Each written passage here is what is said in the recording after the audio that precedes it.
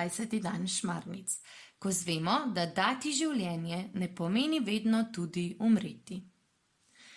Peter se je pogovarjal s svetim Avguštinom, kako je njegova mati Monika dolgo molila za njegovo spreobrnjenje, kako danes starši premalo molijo za otroke, o tem, da so ljudje, ki preganjajo Boga in vero, in da so ljudje, ki za Boga in vero dajo tudi svoje življenje.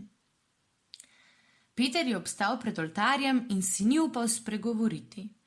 Ni vedel, kdo so trije možje, ki so stali pred njim. Eden od njih je bil sveti Štefan, to že, tako je rekel sveti Avguštin. Ampak kateri?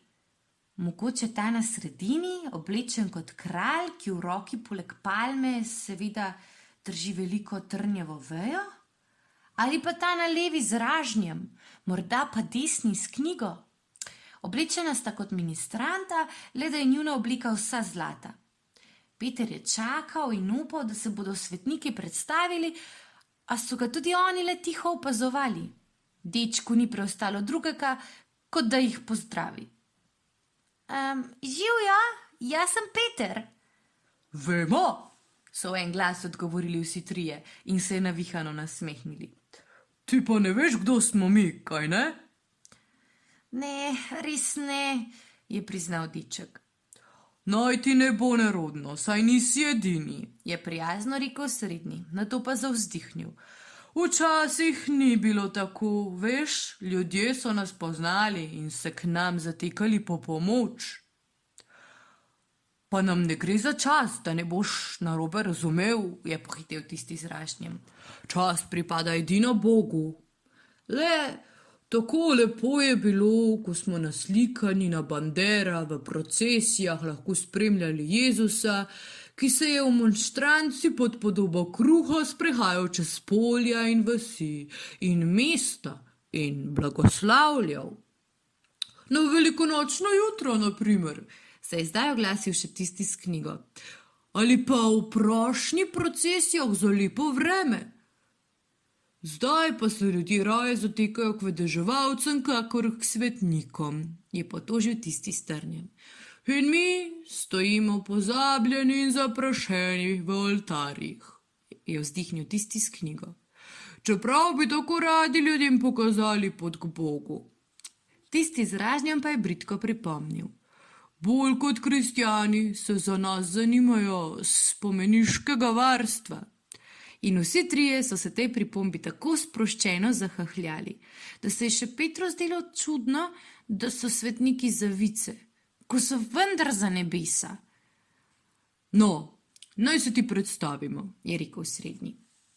Jaz sem Ahac, bil sem častnik v rimski vojski, a ko je moj zemeljski vladar začel preganjati vladarja zemlje in neba, sem ga zapustil in se pridružil nebeški vojski. Zato so me mučili in do smrti pretepli s trnjevimi vejami. Te je hudo bolelo, ga je sočutno vprašal Peter. Da si še predstavljati ne moreš, je odvrnil Ahac. A vpil nisem samo od bolečin, temveč tudi od radosti, da lahko dam življenje za svojega odrešenika, saj je tudi on dal življenje zame. Jaz pa nisem nič vpil, je rekel tisti na levi. Ko so me nataknili na ražanj in žgali z ognjem, sem jim rekel, obrnite me, na tej strani sem že pečen. In kar ni mogel zadržati smeha. Zakaj pa so ti to storili? Je zaprepaden vprašal deček. Bil sem diakon v papeževi službi in cesar je hotel, da bi mu izročil cerkveno premoženje. Jaz pa sem ga raje razdelil med revne in uboge. ni skrival ponosa mučenec in dodal: O ja, seveda, Lorenc sem. Aha, je pokimal Peter in se obrnil na desno. Ti si pa Štefan, kaj ne? Tako je odvrnil Štefan. Tudi jaz sem bil diakon, eden prvih v Jeruzalemu, in pobili so me s kamenjem, ker sem oznanjal evangelij. A sem Boga prosil, naj mojim morilcem odpusti, in tudi jaz sem jim odpustil. Jaz pa ne vem, če bi lahko, je rekel deček. Kaj, a odpustil svojim preganjavcem? Je vprašal Štefan. Ne, mislim, ja, tudi to, je skoraj šepetal mali. Ampak ne vem, če bi si upal umreti, pa če tudi za Jezusa. Strah bi me bilo. Sveti Ahad se je prizanesljivo nasmihnil. Tudi mene je bilo strah. In Štefana tudi. Še Lorenca, kaj ne bo tebe, ki si še otrok? A ko pride preizkušnja, Bog vedno da moči in prežene strah. Sploh pa, Peter, se ti ni treba bati. Bog res želi, da mu daš svoje življenje, a to ne pomeni, da moraš postati mučenec. Dati Bogu življenje pomeni živeti iz ljubezni, v ljubezni in za ljubezen. Dati Bogu življenje pomeni živeti za druge, je prikimal Štefan. Dati Bogu življenje pomeni goreti zanj, je veselo pomežiknil še Lorenc, da se je Peter moral zasmejati. Pozdravljeni, otroci! No, danes smo pa slišali kar nekaj o svetnikih. Zato sem vam pripravila svetniški bans. Vaša naloga pa je, da ga poskusite zapeti z mano. Poglej ga tam svetnika, srce goreče z njim, to velik filozof in mislec svet je Avguštin. Z njim je predana žena, molitvi vdana vsa, to je njegova zvesta mati sveta Monika. Tam drugi plašč že para, beraču podari, to sveti je Martin, ki vino z mošta naredi.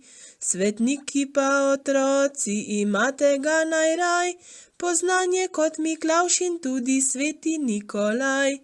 Kristus Petru dal je ključ nebeških vrat, pri hoji se za Jezusom pridruži mu še brat. Če vidiš kdaj svetnico s košaro polno rož, to sveta Doroteja je, odslej to vedel boš. Mučenec sveti Florjan, gasilski je junak, a sveti Janez bosko oratorija prvak. Tu blaženih Slovencev pozabit pač ne gre, to Slomšek je Anton, Martin in Lojze še grozde. Možje, ki popisali so pot Gospodovo, sveti Marko, Luka in Matej ter Janez so. Za Jezusa je prvi življenje Štefan dal, upanje položil van, ki je od mrtvih vstal. Svetnikov in patronov še množica sledi, živi zdaj tako, da to postaneš tudi ti.